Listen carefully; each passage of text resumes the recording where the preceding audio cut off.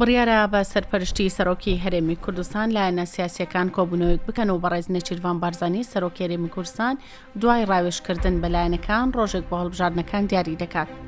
بەرپرسی بەشی پەیوەندی گشتی پارتی دیموکراتی کوردستان دکتۆر جعفەر ئیمنکی دەڵێت بڕیارە کۆبوونەوەیەکی لایەنە سیاسیەکانی هەرێمی کوردستان بە سەرپەرشتی سەرۆکی هەرێمی کوردستان بەڕێز نێچیروان بارزانی بەڕێوە بچێت، بەڵام تا ئێستا وادی کۆبوونەوەکە دیاری نەکرا و هەر کاتێک کاتی کۆبوونەوە دیاری کرا ئەو کات ئامادەکاری بۆ کۆبوونەوەکە دەکرێت. دکتۆر جعفەر ئیمنکی وتیشی بۆ دیاریکردنی ڕۆژی هەڵبژاردننی پەرلەمانی کوردستانیش سەرۆکی هەرێمی کوردستان ڕاوێژێک لەگەڵ لایەنە سیاسیەکان دەکات و دواتریش ڕۆژێک دیاری دەکات. دەشڵێت پێویستە ئەمساڵ هەڵبژاردن بکرێت و هیچ ڕێگری دیکە نییە، بۆیە سەرۆکی هەرێمی کوردستانیش بۆ ئەمساڵ ڕۆژێک بۆ بەڕێوەبردنی هەڵبژاردن دیاری دەکات. هەروەها ڕۆژی پێنجشەممە 23/2/2023 بەڕێز مەسرور بارزانی سەرۆکی حکوومەتی هەرێمی کوردستان پێشوازی لە شاندێکی ئەنجومەنی پیرانی ئەمریکا کرد. لا بەشێکی کۆبوونەوەکەدا گفتوگۆ لەبارەی گرنگی ئەنجامدانی هەڵبژاردننی پەرلەمانی کوردستان کرا. سەرۆکی حکوومەت دووپاتی کردەوە کە هیچ بیانویەک نییە بۆ ئەوەی چیتر پرۆسی هەڵبژاردن دوا بخرێت و دەبێت لەم ساڵەدا بکرێت.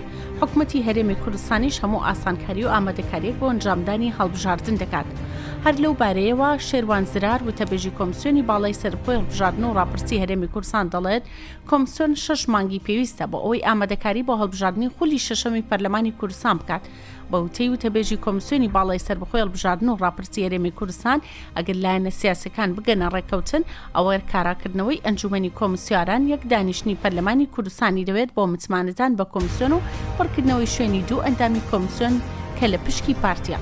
کۆمسیۆنی باڵای سەربەخۆی هەڵبژاردن و ڕاپرسی هەرێمی کوردستان بەپێی یاسای ژمارە 4 ساڵی 2014 پێکهاتووە لە 9 ئەندامی ئەنجومەنی کۆمسیۆران کە بەسەر 5 لایەنە سەرەکیەکەی ئەو کاتی هەرێمی کوردستان دابش کرابوون. پارتی دیموکراتی کوردستان 3 ئەندام، یەکێتی نیشتیمانی کوردستان 2 ئەندام، بزوتنەوەی گۆڕان 2 ئەندام و یەکگرتووی ئیسلامی کوردستان 1 ئەندام و کۆمەڵی دادگەری کوردستان 1 ئەندام. هەروە لە 12 بەڕێوەبەری گشتی کۆمسیۆن 4 پارتی، 3 یەکێتی، 3 گۆڕان، 1 یەکگرتوو، یەکێکیان کۆمەڵە. بڕیار بوو یەکی تشرینی یەکەم هەڵبژاردننی خولی شەشەمی پەرلەمانی کوردستان بەڕێوە بچێت، بەڵام بەهۆی ڕێکنەکەوتنی لایەنەکان لەبارەی هەمواری یاسای هەڵبژاردن و کاراکردنەوەی کۆمسیۆن نەتوانرا لەو وادەیە هەڵبژاردن بکرێت.